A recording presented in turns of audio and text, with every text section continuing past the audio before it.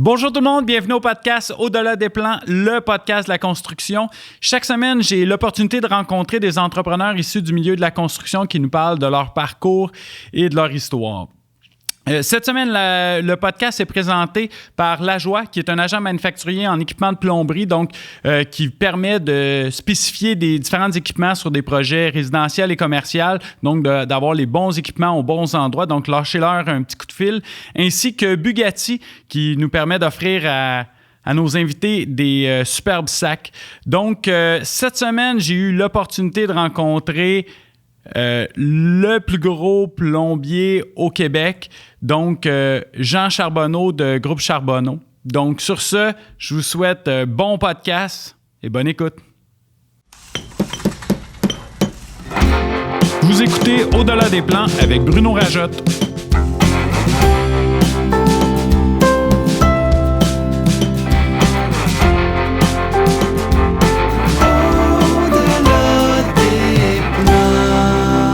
Le podcast de la construction. Rebonjour Jean, on fait la suite, on a rempli les verres, on continue où ce qu'on en était. Donc Jean Charbonneau du groupe Charbonneau. Jean, on parlait d'acquisition. Une de mes questions c'était, t'es-tu capable de prendre les bouchées doubles tout le temps? Puis là tu me dis, quand l'opportunité passe, tu la prends. Mm-hmm. Puis là, on parlait un peu des fits de la petite voix qui suit ça. Une des questions que j'ai pour toi, c'est est-ce que toi et Daniel, vous étiez toujours impliqués là-dedans ou il y en avait un qui leadait un petit peu plus ça? Je pense qu'on s'est quand même tout le temps complété là, dans ça. Alors, tu sais, un va amener le deal, si c'était Daniel ou si c'était moi, puis on regarde ça ensemble, souvent avec nos collaborateurs externes, nos vérificateurs externes, qui sont des excellents conseillers aussi pour nous, avec nos avocats aussi. Alors, je pense que quand tu fais une acquisition, c'est pas un individu qui a fait, c'est une entreprise, puis l'entreprise, ben c'était Daniel, moi, puis nos gens avec qui on travaille, là, puis avec qui on a une super relation, là. Relation de confiance aussi. Alors, c'est une équipe qui fait une acquisition. 2004, là, quand même, une période quand même assez favorable dans la région de Montréal. Le groupe aujourd'hui a plusieurs branches, plusieurs associés qui se sont ajoutés. Mm-hmm. À quel moment vous avez commencé à dire faut qu'on attache certaines personnes qui grandissent dans l'entreprise? Ça fait, si je ne me trompe pas, 17 ans qu'on a notre premier groupe d'associés qui est rentré. Fait qu'un peu en même temps que l'acquisition de... Exact. C'est un groupe qu'on a rentré qui était 5 associés. OK. Okay, qui étaient un peu nos têtes dirigeantes dans chacun des secteurs de notre business, que ce soit la comptabilité, que ce soit le service, la construction, le génie, l'expérience. Alors, on est allé chercher un peu le meilleur ou celui qu'on considérait qui était le plus propice à faire avancer le groupe dans chacun de ces postes-là. Puis on a créé avec ces 5 individus-là un entrepreneur parfait, qui était rendu notre associé à Daniel et moi. Oui, c'est ça. Ça devait être... Parce que, tu sais, une année, l'entreprise grossit. Là, vous étiez rendu à peu près une centaine à peu près. Le ratio normal, ils disent un dirigeant par 10 ou 15 employés. Là, vous autres, vous étiez un petit peu en déficit là-dessus. Fait que là, vous avez ramené un peu le ratio en étant 7 là-dedans. Si je ne me trompe pas, c'est à ce moment-là que Danny... Exact. Danny est rentré. Danny Litwin, qu'on va en parler dans la progression, qui est tombé, qui va être président ou qui est président... Qui est président de Plomberie Charbonneau présentement. OK. Fait que là, vous rentrez les associés qui étaient, je pense, le bon moment là, pour leur rentrée. Comment ça s'est passé, la transition? Parce que là, tu sais, c'était... Il y avait deux boss. Là, ils tombent des gars qui sont des bras droits. Je comprends l'esprit familial, mais il y a tout le temps « pourquoi pas moi » là, dans cette équation-là. Je pense que le premier groupe d'associés, il n'y a pas eu de questionnement trop par le reste du personnel. C'était des évidences même que c'était les personnes qu'il fallait mettre avec nous autres comme actionnaires dans l'entreprise. Alors, ça n'a pas été si compliqué que ça. C'est sûr que après quelques années où on a rentré un autre groupe de 5 associés, et là, il a fallu vraiment justifier pourquoi j'allais chercher tel autre individu. Et encore là, je pense que quand c'est bien fait, c'est bien expliqué, les raisons. Ça passe très, très bien. Juste pour ton info, sur le premier groupe d'associés, de 5 associés, il en reste un seulement, qui est Danny Litwin. Alors, et sur le deuxième groupe de 5 associés, il en reste 4. Donc, sur les 10 associés qu'on a pris, les 10 premiers, il en reste 5. Wow! Alors, puis ça, je veux pas aller là, mais il y en a qui ont décédé, il y en a qui... Des retraites. Il y en a qui ont décidé de faire autre chose. Puis c'est correct, là. C'est correct. Et puis, on a rentré un troisième groupe de 5 associés. Alors, aujourd'hui, ces gens-là sont encore... Donc, les 5 et les 5 nouveaux. Donc, les 10 associés sont encore tous avec moi, là. Wow! C'est... Puis... Là, on se remet 2004, OK, rentre 5 associés. Mm-hmm. Quand est-ce l'acquisition suivante s'est faite à quel moment? La suivante, ça a été une petite acquisition, tout petite, qui n'a pas fonctionné. L'acquisition suivante, ça a été Plomberie Daniel Côté à Laval. Et ça, c'était une grosse bouchée parce que c'est une entreprise qui avait une centaine d'employés. Alors, c'était une grosse bouchée, mais moi, je l'ai fait dans le cadre de positionner l'entreprise sur la Rive-Nord. Pour moi, le positionnement était la principale raison de cette acquisition-là. Alors, on prenait une entreprise qui avait quand même de l'expérience à l'interne, qui avait des gens. Parce qu'aujourd'hui, avoir de la main-d'œuvre, je pense que c'est le nerf de la guerre, là. Et on se positionnait à Laval. Puis à Laval, ce qui permet beaucoup plus facile de recruter des gens à Laval que recruter des gens pour notre bureau de Montréal. Et même si ça devait favoriser les gens, je pense particulièrement à un chargé de projet avec qui je travaille, que le fait qu'il soit à Laval, beaucoup plus proche de son domicile, c'est quasiment une promotion, là, sauver 50 minutes de trafic. C'est augmenter la qualité de vie de nos gens. Aujourd'hui, avec nos jeunes chargés de projet, c'est les familles. C'est aller chercher les enfants en garderie, c'est aller conduire les enfants en garderie le matin. Alors, le temps est important.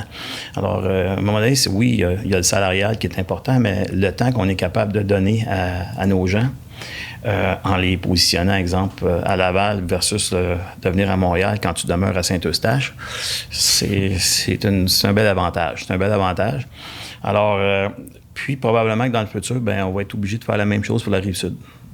Moi, c'est sûr qu'en se positionnant aussi sur la Rive-Sud, le développement urbain est rendu sur la 3e puis quasiment 4e couronne de Montréal. Alors, les jeunes familles, ils ne s'installent pas sur la première couronne, ils sont à la 2e puis à la 3e couronne. Mais travailler au centre-ville, c'est compliqué. Alors, c'est pour ça que Laval est important. C'était vraiment une acquisition importante pour moi, là, pour le positionnement.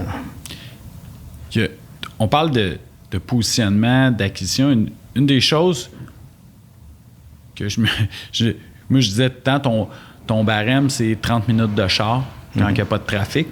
Tu n'as jamais pensé, ou peut-être c'est fait partie du thinking, Québec, ça reste quand même Québec ou Gatineau, ça reste quand même des grosses régions importantes au niveau mandat. Il y a quand même beaucoup de joueurs dans ces régions-là. Moi, j'étais président de la corporation il y a quelques années, une quinzaine d'années. Puis j'ai regardé le nombre d'entreprises à Québec pour le marché qu'il a à Québec. C'est des entreprises qui sont obligées souvent d'aller travailler à l'extérieur, soit dans le Grand Nord, soit dans l'Est un peu plus, ou même s'en viennent dans la région de Montréal travailler un peu pour être capable de donner de l'ouvrage à tous leurs gars. Je je suis pas chaud à l'idée d'aller me positionner dans un marché qui est déjà saturé, puis ça m'intéresse pas. À toutes les fois mettons qu'une entreprise comme chez nous ferait ça, tout ce qu'on fait, c'est on vient déstabiliser le marché, on vient de tirer les prix vers le bas. La concurrence étant ce qu'elle est. Alors, je suis pas... c'est pas dans mon... dans mon optique, là. Ouais, c'est ça. Il n'y a pas un entrepreneur qui fait comme...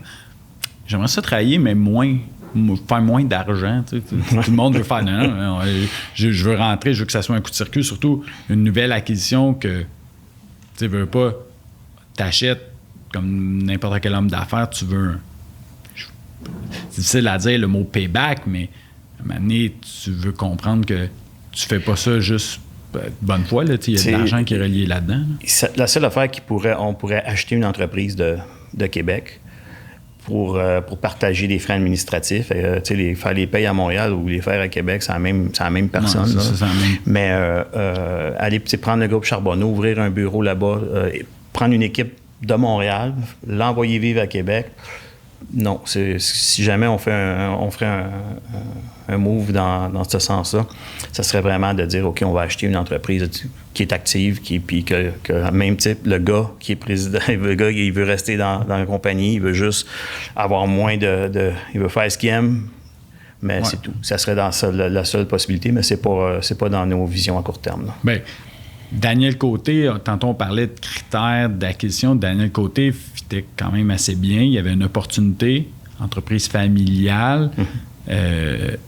Les valeurs étaient quand même très proches des vôtres. Là. Je crois que vous étiez... Vous étiez en même temps à SMMTQ, président, je dirais VP. Daniel et moi, on a été ensemble, on a travaillé...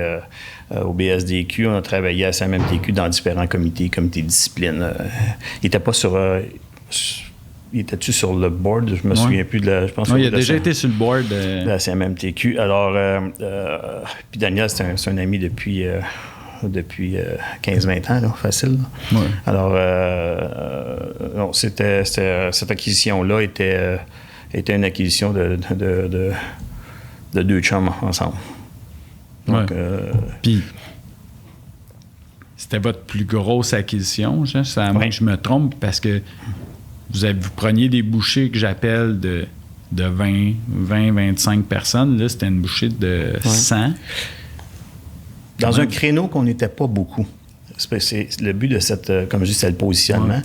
Mais il y avait aussi qu'on n'était pas très présent dans le monde, dans un job de condo, là, dans les blocs appartements, multilocatifs. Exemple, Charbonneau, on était plus, nous autres, dans l'institutionnel commercial. On était moins dans le condo.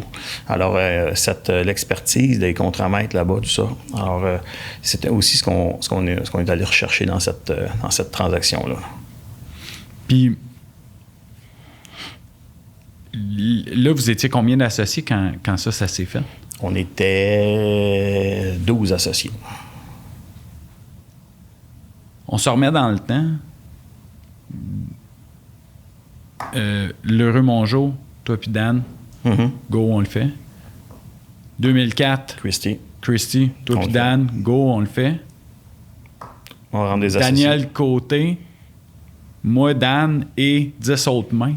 Comme tout le monde a donné son opinion. Comment ça ça n'a pas dû être aussi facile qu'avant. Comment vous avez décidé ça? Les gens, les gens me font confiance à l'intérieur de l'entreprise. On a toujours réussi à faire grandir l'entreprise. Alors les gens, ils nous donnent naturellement leur opinion. Mais en bout de ligne, ils nous font confiance. Puis, quand on explique les raisons d'une acquisition, c'est difficile de dire le positionnement de l'entreprise, comment ça va rapporter dans le temps à l'entreprise. C'est difficile à évaluer. Mais quand on regarde les gens qu'on a déplacés du bureau de Montréal, qu'on a mis à Laval, des gens qui étaient chez nous à Montréal depuis 10-15 ans, puis qui aujourd'hui, on leur a donné une qualité de vie d'1 heure et demie de plus par jour. Comment ça vaut pour une entreprise, ça, de garder ce monde-là qui travaille pour toi depuis 10-15 ans? Ça vaut de l'or. Alors ça, tu peux pas expliquer ça à un conseil d'administration ou à... Tu sais, il n'y a pas de chiffre. C'est pas tangible, là, c'est ça. Mais en bout de ligne, on le regarde et on dit, hey, on a une équipe qui nous permet de grandir encore s'il y a une stabilité dans l'équipe administrative. Puis, on est capable de faire des acquisitions dans le futur, puis on sait qu'ils vont être capables de traiter les payables, traiter les recevables, traiter les payes, traiter tout ce qu'il y a à traiter. Ouais. Sans nombre d'un doute. Là. L'équipe administrative, elle les a pris, les bouchées doubles. Là. Je me souviens pertinemment de cette période-là où ce que je voyais ce que l'équipe administrative faisait chez vous. C'était des bouchées doubles, oui. Puis triples, là, tu sais, le monde veillait tard, là. Ouais. Tu sais, fait que ça a dû être un gros step, mais en même temps, hyper assurant pour l'avenir. Hein. Tu fais pas d'acquisition si tu sens pas que ton équipe est capable de le prendre. Tu ne fais pas, parce que tu vas mettre toute ta business en péril. Alors, quand on fait une acquisition, puis je suis backé par une équipe administrative incroyable, j'ai pas de doute. Go, je fonce, puis je vais la faire. Mais pas avoir cette équipe administrative-là en arrière de moi, pas certain, là. Tu sais, une affaire... C'est ça, ben, tu veux pas ramer tout seul, mais en même temps, c'est... Tu sais, comme entrepreneur, oui, il y a la passion, le plaisir dans ça. Souvent, tu crois dans où est-ce qu'on s'en va, en tout cas, bien souvent. Mais il y a aussi l'argent là-dedans. Tu sais, comme entrepreneur, on se dit pas, moi, j'achète quelque chose pour faire moins. Tu sais, le but, c'est... Fait que, tu sais, des fois, le côté argent, tu sais, devait te chicoter en disant, on passe-tu... Tu sais, c'est quand même une belle acquisition qui devait profiter éventuellement, puis je pense aujourd'hui profite, là. Tu sais, mais c'est quand même une décision qu'il faut que tu restes quand même terre à terre là-dedans, là, de regarder en arrière ta gang, t'es pas tout seul, puis t'es sûr d'embarquer là. Oui, mais comme je te dis, on a Bruno, on a tellement analysé puis fait des belles acquisitions dans le passé. Sont pas tous égales, les acquisitions. Ils n'ont pas tous la rentabilité le jour 1. Mais il faut avoir un peu de vision puis regarder ça sur une plus longue période. Il y a des acquisitions que le jour 1, on voyait que c'était déjà rentable. Il y en a d'autres que ça a pris plus de temps. Puis qu'après un certain nombre d'années, ou après un certain nombre de temps, ben tu dis, finalement, les deux, c'était deux excellentes acquisitions pour différentes raisons. Okay? Mais en bout de ligne, l'entreprise continue à faire des profits. Ouais. Puis à grandir, puis comme on dit, à bien traiter son monde, puis à garder notre monde avec nous autres. Puis, tu sais, qu'à toutes les fois qu'on fait une acquisition, honnêtement, je pense que tout le monde sont fiers dans l'entreprise de « yes, OK, on va un step, on grossit un step ». Puis là, surtout que vous avez l'expérience de le faire, là. Mm-hmm. C'est comme « OK, cool, tu sais, what's next? » C'est quasiment c'est pas la gang qui te met de la pression à faire « Hey Jean, c'est quoi ton prochain move? » C'est sûr que c'est une de mes fonctions aujourd'hui. Je suis plus dans les opérations. C'est l'équipe de Danny Létwin qui s'occupe des opérations. Mon rôle à moi est naturellement d'avoir les yeux bien ouverts et regarder les acquisitions potentielles pour faire en sorte de grandir encore le groupe. Puis, il y en a un paquet, là. T'en as parlé des opportunités, surtout parce que on avait déjà eu cette conversation-là de dire il y a plein d'entreprises qui n'ont pas de relève. Puis là, c'est rendu un réel défi, là. Tu sais, la relève chez nous, on l'a bâti depuis bien des années, là, que ce soit au niveau des associés. Tu sais, il y a moi Daniel qui est à retraite aujourd'hui. Moi, je suis à quelques années de la retraite, mais après ça, là, c'est sûr, il y a Benoît Malouin qui était l'associé de Daniel Côté, qui est pratiquement le même âge que moi, mais après ça, ils sont tous dans la quarantaine. Ouais. C'est des jeunes associés qui sont là. Puis au niveau, je regarde notre équipe de contremaîtres, presque tous, la majorité, à part certains qui viennent d'acquisition, sont tous des apprentis qui ont commencé chez nous puis qui ont augmenté. Qui sont rendus contremaîtres aujourd'hui. Alors, ils sont dans la jeune trentaine, ils ont le couteau d'un dent, puis c'est le fun de voir ça. Il y a une relève incroyable chez nous. Incroyable. Ah oui. On est une pépinière pour former des jeunes. Puis l'autre chose aussi, Jean, dans ça, vous donnez l'opportunité aussi à ces personnes-là d'avancer, tu sais. On leur permet tu sais, aujourd'hui, le gain de vouloir être profitable à tout prix sur des projets font en sorte qu'on est en train de se créer une main-d'œuvre dans l'industrie qui est trop ciblée dans juste un domaine. Exemple, un projet d'une tour à condo qui a 60 étages. Un jeune qui est bon sur le tuyau à l'eau, il va en faire pendant 2 ans et demi, 3 ans, il va juste faire ça, ou presque. OK? Chez nous, de par la diversité des projets qu'on a avec les différents départements, on essaye de tourner les apprentis pour pas qu'ils fassent juste du tuyau à l'eau, même s'il est bon, ou qu'un tuyauteur fasse juste du tuyau à l'eau toute sa vie. Je pense qu'il faut...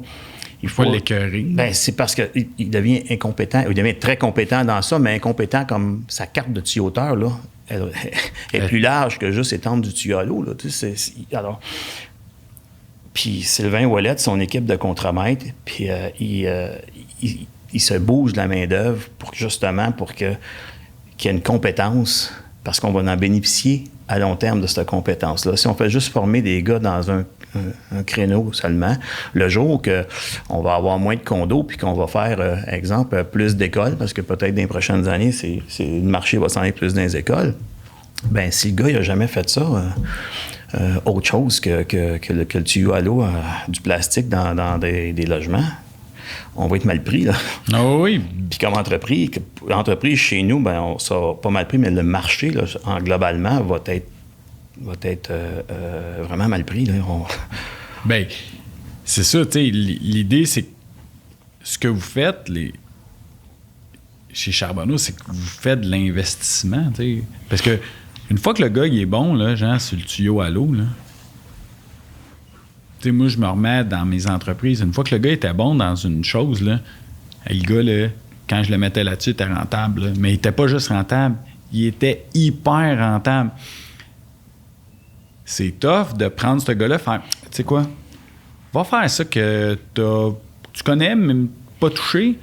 Va faire ça. Tu seras pas rentable comme l'autre qui s'en va faire du tuyau.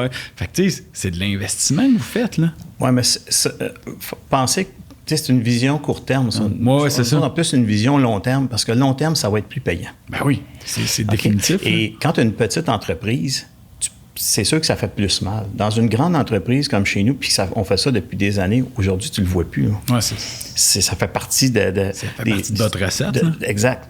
Alors, moi, tu sais, honnêtement, c'est sûr que sur certains projets, ça peut arriver qu'un jeune va rester plus longtemps, mais si on a une chance, c'est sûr qu'on va y faire n'importe quoi d'autre pour essayer de faire en sorte qu'il devienne le plus compétent possible pour en bénéficier pendant encore 10-15 ans après ça. Là, c'est ça qu'on veut faire. Oui, c'est ça.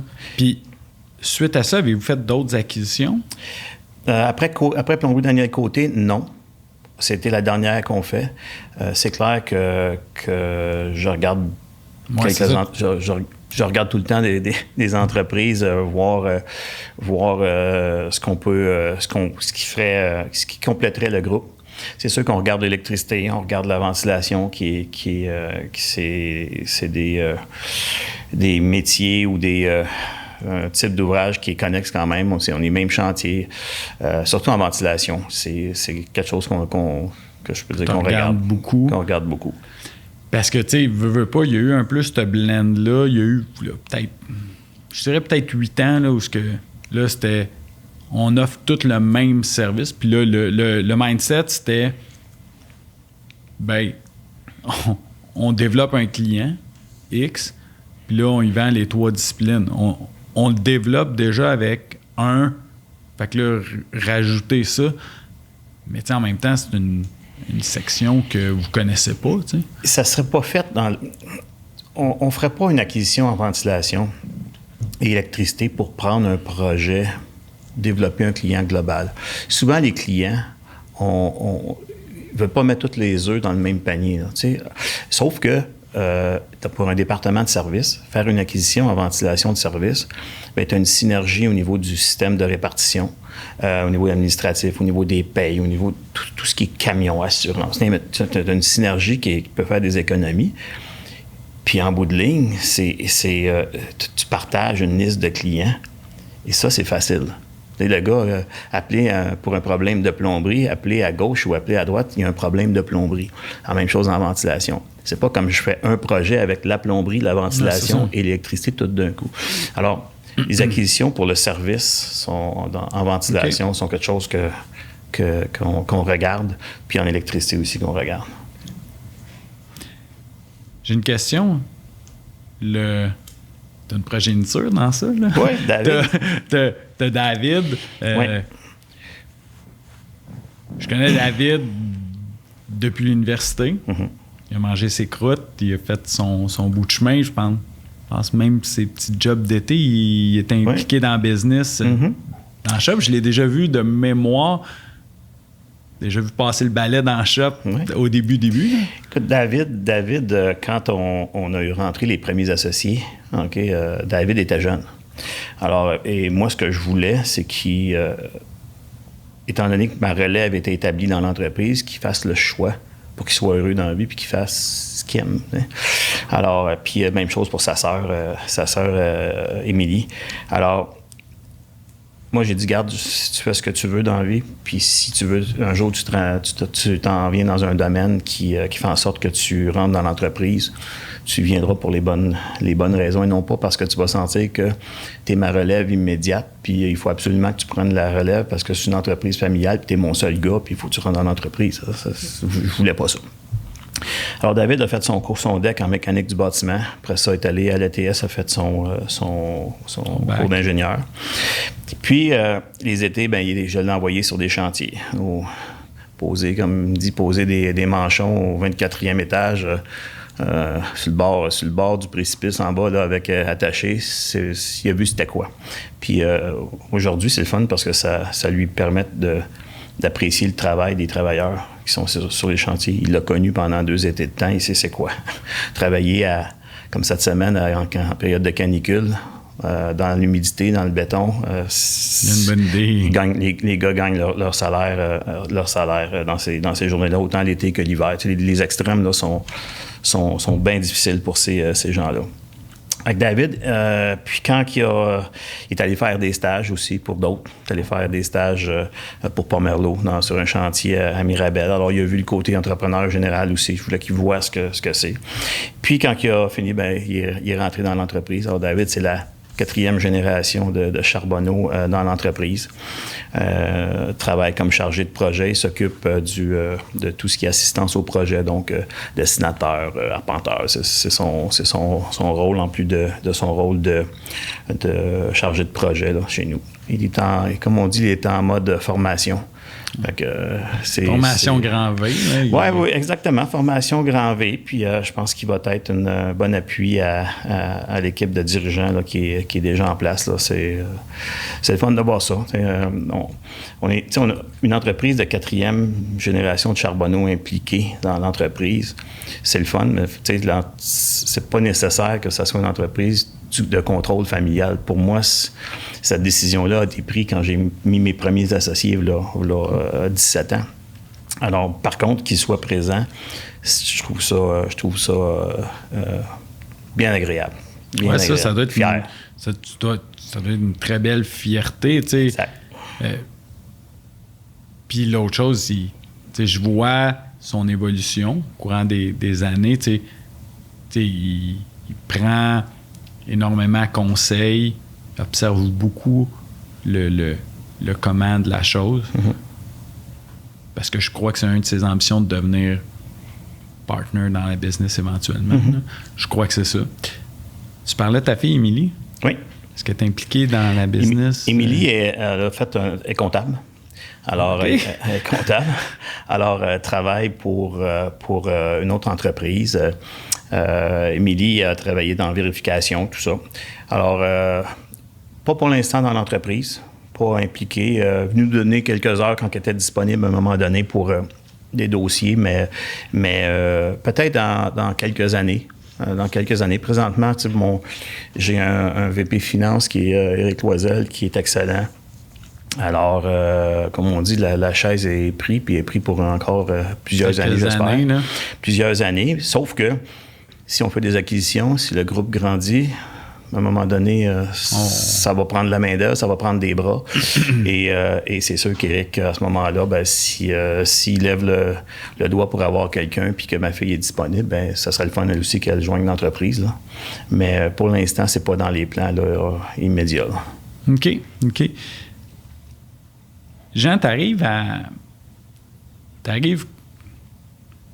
pas aux heures de réflexion, mais je sais que t'es un homme quand même qui prend la peine de réfléchir. C'est bien souvent les choses. C'est quoi ta plus grande fierté dans tout ton parcours? Parce que là, t'es rendu à quoi? 40 ans quasiment dans le business? Mm-hmm. Pas loin, oui. C'est quoi ta plus grosse fierté? Ma plus grosse fierté, je pense, c'est d'avoir bâti la relève que j'ai aujourd'hui. Je pense que c'est la plus belle chose qu'on a faite, Daniel et moi, de faire confiance aux jeunes. Puis aujourd'hui, mon équipe actuelle, c'est de leur avoir transmis, de faire confiance encore aux jeunes. Tu sais, comment de fois qu'on se rend compte des gens, les jeunes aujourd'hui, je dirais pas de mots, mais ça vaut pas de la... Ouais, c'est comme... Puis ça veut tout, puis c'est... Faisons confiance aux jeunes, il y en a des bons jeunes. Souvent, ils savent pas qu'ils sont bons. Il faut juste les faire sortir puis dire « OK, garde, on va te faire confiance, puis go, t'es capable. Hein? » Souvent, on dirait qu'ils ont peur de se tromper, ils ont peur de faire des erreurs. Mais tu sais, que celui qui n'a jamais fait d'erreur lance la première roche, puis il n'y aura pas grand roche qui va se promener. On s'entend? Alors, moi, je suis fier d'avoir créé cette relève-là, puis de leur avoir transmis l'idée de faire confiance aux plus jeunes pour qu'eux autres aussi puissent investir dans la relève, puis qu'à leur tour, plus tard, ben, qu'ils soient fiers qu'il y ait une relève qui ait pris leur place. Là, c'est vraiment le point que je suis le plus fier. Non, ben, regarde, je te lève mon chapeau. Je pense que Nick à Technique aussi, on peut se féliciter parce que tu t'as parti de ça. C'était des valeurs que ton grand-père avait. Mm-hmm. Tu sais que ta grand-mère a mis la main à la pâte quand c'était le moment. Ben, l'exemple numéro 1, là. Tu sais, puis, tu sais, la photo de ta grand-mère avec les 5, il y en a sûrement une qui existe, là, à quelque part. Mm-hmm. Vous devriez la mettre, tu sais, directement, ou peut-être qu'elle est déjà exposée au bureau, mais tu sais, de rappeler que de faire tous ces efforts-là, tu sais, ça parle. Puis, tu sais, tantôt, on parlait du roulement du staff. On dirait que vous n'avez pas ça chez Charbonneau. Là, c'est très limité. Très limité. Il y en aura tout le temps, mais tu sais, comme n'importe quel entrepreneur, vous cherchez du monde. Puis, sauf que même si vous cherchez du monde, vous ne prenez pas tout le monde. Il faut que ça fitte là dans. Faut que ça fitte. Puis on regarde, tu sais, on donne beaucoup de confiance à nos jeunes. Tu sais, quand on a un poste à combler, là, la première affaire qu'on regarde, c'est à l'interne. Y a-tu quelqu'un dans notre gang qu'on serait capable de prendre puis de monter? Il serait-tu capable de faire la job? C'est la première affaire qu'on fait. On regarde à l'interne. Parce que c'est hyper le fun de voir un jeune qui arrive dans l'entreprise puis qui, il devient responsable d'une petite job. Puis, à un moment donné, il est sur un camion, puis il peut faire ses petites affaires, puis il fait ses petits projets. Puis il voit celui qui avait le camion avant lui, ben, qui est rendu à un autre niveau. Puis il voit que ça monte tout le temps dans l'entreprise, qu'il y a une possibilité d'avancement. Puis ça, c'est de le voir, c'est le fun de voir ça, cette progression-là des gens qui sont avec nous autres.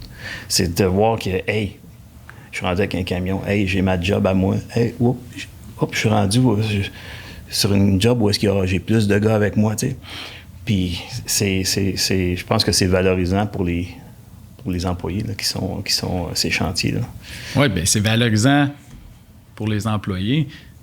Mais tu sais, t'es rendu, Jean, puis ton équipe de directeurs, gestionnaires, vous êtes rendu des coachs, là. Tu sais, puis à titre de coach, tu peux plus. Puis c'est pas que tu n'as pas été capable de la mettre, c'est plus toi qui score les buts. Mm-hmm. Tu vas mettre ton scoreur dans les meilleures conditions pour qu'il en score, par exemple. Puis ça, je pense que c'est une affaire qu'il faut pas négliger dans votre progression de business parce que c'est ça qui vous a amené à ce level-là, sauf que c'est de l'éducation que vous avez faite. Et tu fais référence au hockey, mais je vais te dire, c'est les gens chez nous ont le CH sur le cœur. Ah oui? Comme le Canadien, c'est la même affaire. Ah oui? Ils ont vraiment le CH sur le cœur. Puis, tu sais, ce qu'il faut envoyer, qu'on envoie tout le temps comme message à nos gestionnaires, les boys, nos gars qui sont sur les chantiers, c'est la base de notre business. Ce n'est pas un centre de dépenses, c'est un centre de profit. C'est un centre de rémunération. C'est ça qui nous amène l'argent dans l'entreprise. C'est nos travailleurs, ces chantiers. Parce que sans eux autres, on n'en pose pas de tuyaux, puis on n'a pas de contrat, puis on n'a rien. Alors, il ne faut jamais oublier la base de nos entreprises. Puis c'est cette façon de penser-là. Tous mes gars, mes gestionnaires, tous mes associés sont tous dans le même thinking.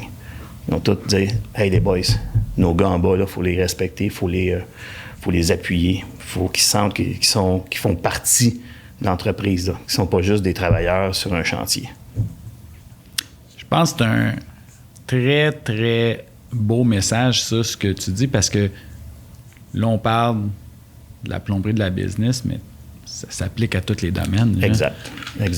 Puis ça part, il faut des gars de cœur, il faut que les valeurs soient aux bonnes places dans ça. Souvent, en moment de réflexion, je le fais de temps en temps, on réfléchit au bon coup, mais on réfléchit aussi au mauvais coup. Des choses que... J'aime pas appeler ça des regrets, mais peut-être des choses que tu aurais faites différemment. T'as-tu quelque chose qui te vient en tête en disant, tu vois, peut-être ça, je l'aurais fait autrement? Je crois pas que j'aurais fait grand-chose. Il n'y a rien qui me vient comme rapidement en tête. Là. Probablement, jeune, j'aurais tu sais, quand tu as des jeunes enfants puis qu'en même temps que tu bâtis une entreprise, tu es moins présent. Je regarde aujourd'hui, les jeunes sont très présents avec leurs enfants. Peut-être que j'aurais pu être plus présent. On travaillait fort, on travaillait 6 jours semaine. Le soir, on arrivait tard. Peut-être cette facette-là. Mais par contre, aujourd'hui, je ne saurais peut-être pas l'entreprise où ce que c'est rendu. Alors, peut-être à prendre un peu plus de temps pour moi comme tel. Je commence à en prendre. En fait, la COVID aide à ce qu'on en prenne un peu plus. Oui, ça t'a forcé un peu. Oui, mais honnêtement, j'ai rien de majeur que je dis, non, ça, même les acquisitions, même s'il y en a que ça a été plus difficile, mettons, comme acquisition que d'autres, non, je regrette pas grand-chose. Je pense pas qu'il y a rien de facile dans le parcours que tu as eu. Puis je pense que tu as appris. Souvent, on dit c'est jamais un échec. T'sais. Soit que c'est un succès, ou soit ça m'a donné l'opportunité d'apprendre. Fait que, tu sais, c'est un peu comme ça que je le vois. Puis, tu sais, je parlais avec Denis de TLA, qui est rendu sensiblement au même... à peu près dans le même secteur, là, tu sais. Puis, c'est un peu ça qu'il me disait, tu sais. Il dit, à chaque fois, on allait à petits pas, on faisait des acquisitions, on changeait des choses, mais on avait toujours l'opportunité de changer de direction. Tu sais, d'ajuster où est-ce qu'on s'en allait. Puis c'est un peu comme ça que je vois, Jean, ton parcours de ce côté-là. Le secteur, tu sais, actuellement, le secteur de la construction, quand même une bonne effervescence. Tu penses qu'il y a des ajustements à faire dans le milieu de la construction pour changer des choses? Tantôt, tu glissais un mot au niveau des retenues, des paiements. Quand est-ce que ça va changer, ça? Je pense que c'est déjà commencé à changer. Tu sais, on est présentement sur un projet pilote au niveau de ce qu'on appelle les prompt payments, les corporations, l'ACQ, tout le monde a travaillé fort pour qu'il y ait des projets pilotes pendant 2 ans. Et puis ces projets pilotes-là fonctionnent.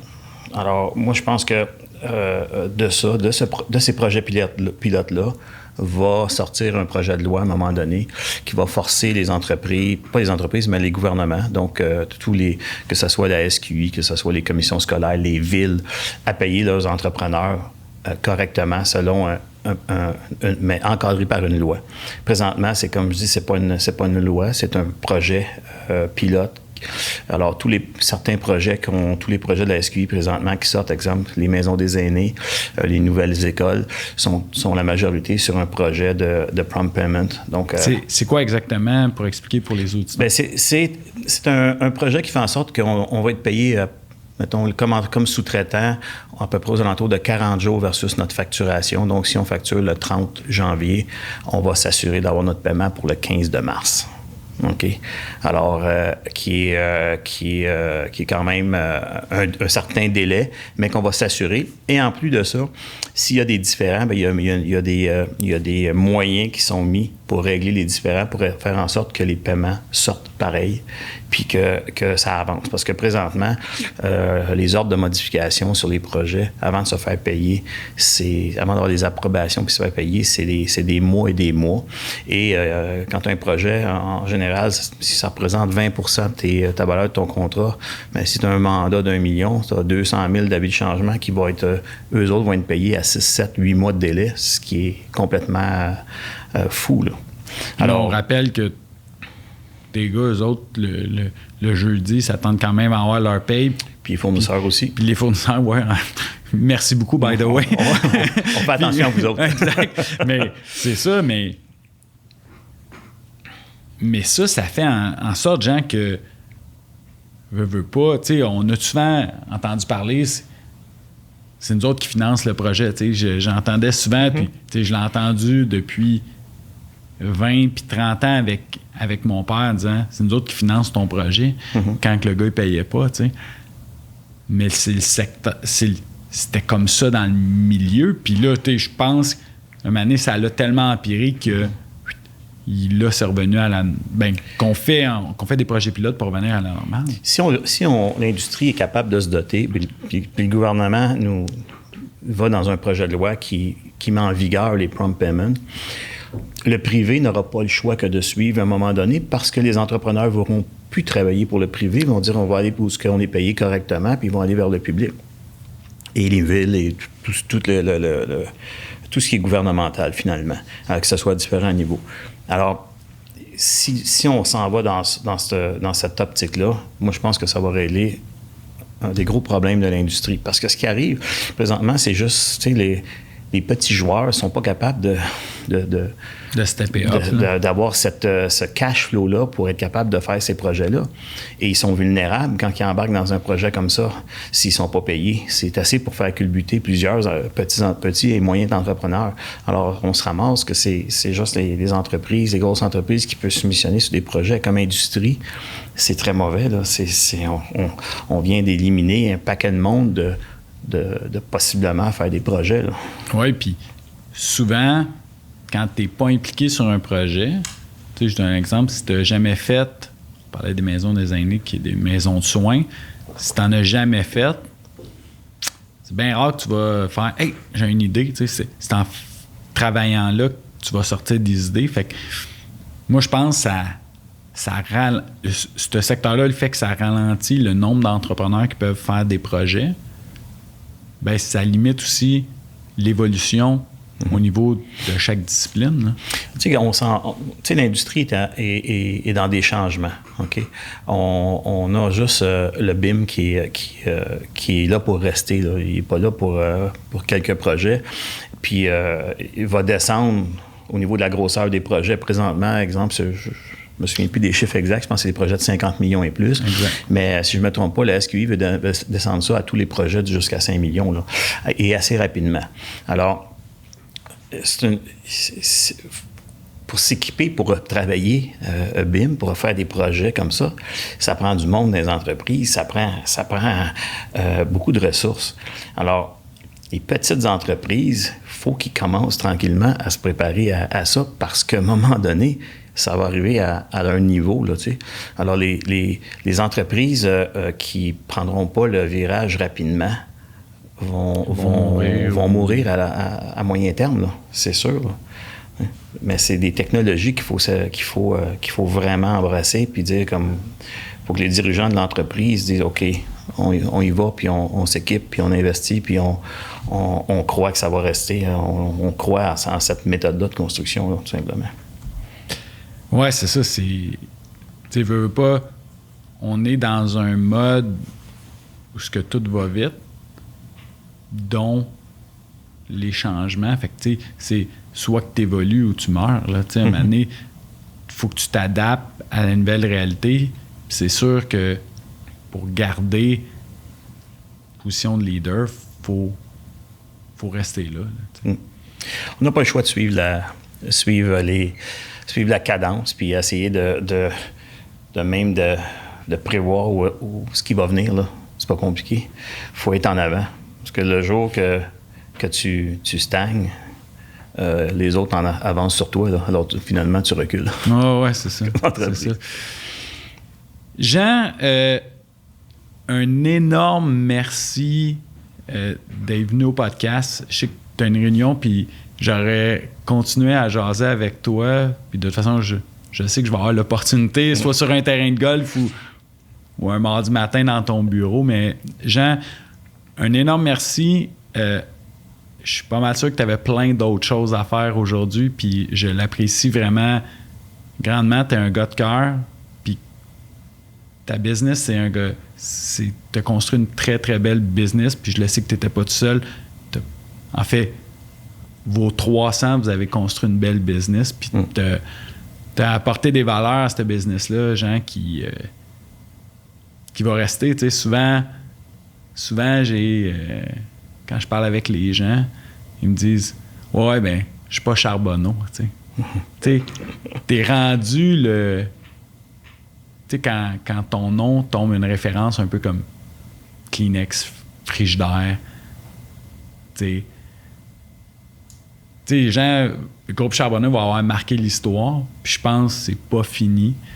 Puis, comme je te dis, merci énormément. Je pense que les auditeurs ont adoré le parcours. Je pense... Je sais que Nico, on va s'en reparler en sortant du podcast. Je suis pas mal sûr qu'il a adoré ton parcours. Puis... Fait qu'un gros merci, Jean. Merci à toi de l'invitation. Ça fut bien agréable de jaser avec toi. Ouais. Merci beaucoup pour les auditeurs. Jean, il est impliqué dans plein de fondations. Sinon, sa gang est impliquée dans plein de fondations. Fait qu'on va rajouter le site de Charbonneau, les contacts et tout ça. Puis pour les auditeurs, on se voit la semaine prochaine avec le parcours d'un autre entrepreneur aussi inspirant que Jean. Puis merci beaucoup. Merci à toi. Bonne journée.